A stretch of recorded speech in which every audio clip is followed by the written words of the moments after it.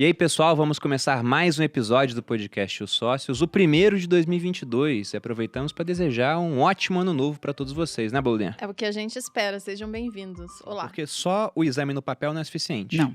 O cara pode ter lá um exame muito bom e você vai avaliar clinicamente e você fala, nossa, esse exame é dessa pessoa, vocês se surpreendem muito às vezes com isso. Um cara que clinicamente parece que não tá legal, mas o exame dele tá ótimo. Isso é o comum, na verdade. É o comum? É o comum. E tanto uma coisa quanto outra, né? A gente lida em medicina com uma associação que a gente chama de associação diagnóstico, na ortopedia, imagem diagnóstico. O paciente ele tem uma dor no ombro, você pede um exame de imagem, vem lá uma bursite. Mas se você não examinar esse paciente, corre muito risco de você pegar algo que apareceu no exame, mas não é o que causa a dor dele.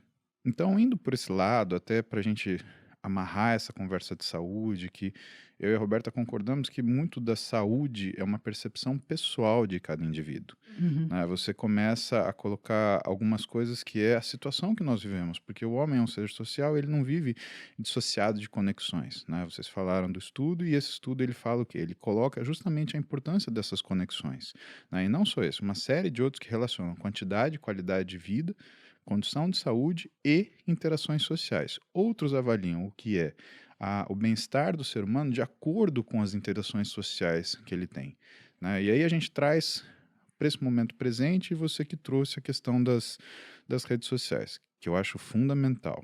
Por quê? Porque nós somos uma sociedade em transição.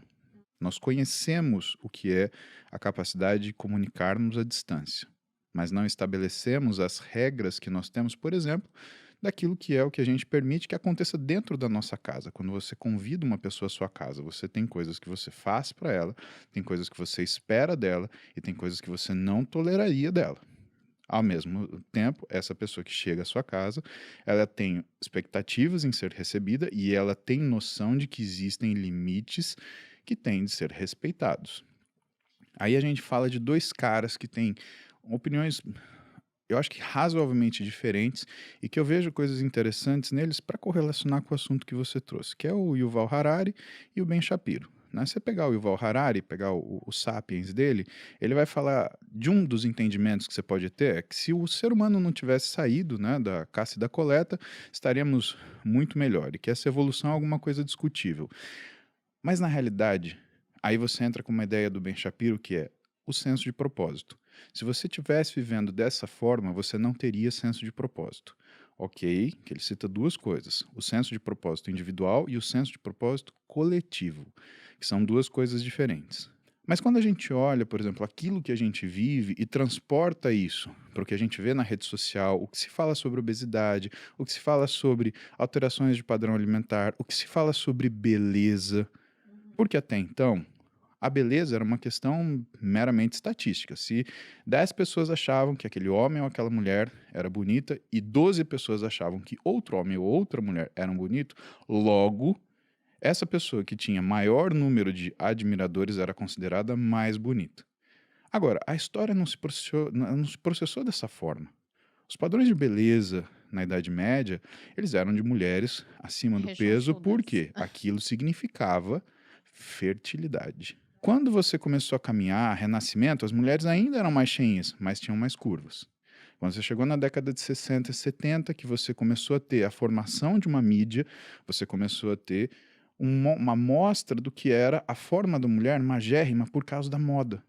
Então, isso é bonito. Então a gente tem personagens como, por exemplo, a Twig, que era um modelo magérrima, né? Que talvez, se ela tivesse respirado fundo, ela pesasse 40 quilos, né? Mas que logo depois a gente tinha uma mulher belíssima, Marilyn Monroe. Ele tá pegando a minha palestra, gente, Não, essa é a minha... sequência dela. Não, essa é a minha aula. Isso é uma aula que eu dava na pós-graduação, quando eu dava aula na HZM, e que eu mostrava pros caras por quê. É sempre assim, viu, Roberta? Nossa. Metade das coisas que ele fala na internet foi eu que E as coisas falei. que ele fala, que foi eu que falei, ele fala, minha avó dizia. Eu falava, cara, virei a avó do cara agora. É a hora de cara. concordar, Aí Bruno. você- É a hora que a gente só Virei assina a a avó cabeça, do né? cara. Sacanagem, avó.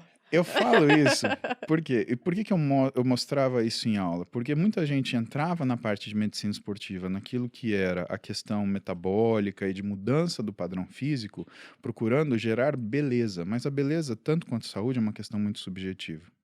Assim como o sucesso, né?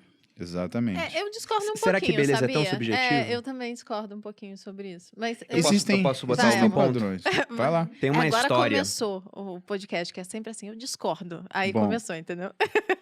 A gente Você vai vai ver dar- que talvez a gente até concorde, Eu na acho que verdade. talvez a no gente final. vá concordar sobre essa questão da beleza subjetiva ou não. Tem uma história, não é nem mitológica, assim, né? Ela é um fato realmente, aconteceu na Grécia Antiga.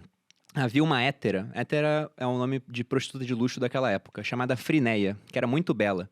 E ficou muito rica, inclusive. Ela se ofereceu para reconstruir uma parte de uma cidade que foi destruída por Alexandre. Só que ela queria o nome dela no muro, né? Alexandre destruiu, Frineia reconstruiu.